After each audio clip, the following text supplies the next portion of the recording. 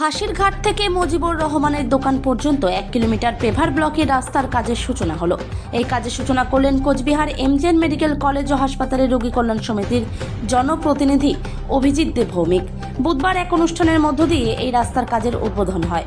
রাজ্যের মুখ্যমন্ত্রী মমতা বন্দ্যোপাধ্যায়ের অনুপ্রেরণায় ও উত্তরবঙ্গ উন্নয়ন দপ্তরের উদ্যোগে কোচবিহার দক্ষিণ বিধানসভা কেন্দ্রের ঘুঘুমারি অঞ্চলের ফাঁসির ঘাট থেকে ইরিগেশন বাঁধের কাছ থেকে মহেন্দ্র বড়ুয়ার বাড়ি হয়ে শিবু বর্মনের দোকান হইতে রমজান আলীর বাড়ি ভায়া আমির আলীর বাড়ি হয়ে কালীর পাট দিয়ে মুজিবুর রহমানের হার্ডওয়্যারের দোকান পর্যন্ত 1 কিলোমিটার পেভার ব্লকের রাস্তার কাজের সূচনা অনুষ্ঠানে এলাকার বাসিন্দাদের উপস্থিতি ছিল যথেষ্ট। এদিন উত্তরবঙ্গ উন্নয়ন দপ্তরের অর্থানুকূল্যে প্রায় 1,14 লক্ষ টাকা ব্যয়ে এই পেভার ব্লকের রাস্তার কাজের শুভ সূচনা করা হয়। এদিন রাস্তার কাজের সূচনার পর উদ্বোধক কোচবিহার এমজেএন মেডিকেল কলেজ ও হাসপাতালের রোগী কল্যাণ সমিতির জনপ্রতিনিধি অভিজিৎ দেব ভৌমিক কি বললেন শুনে নেব।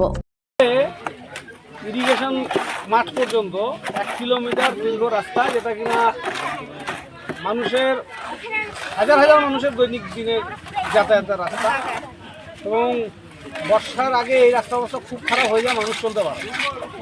এখানে প্রত্যেক দিন অন্তত 40-50 হাজার লোক পারাপার হয়।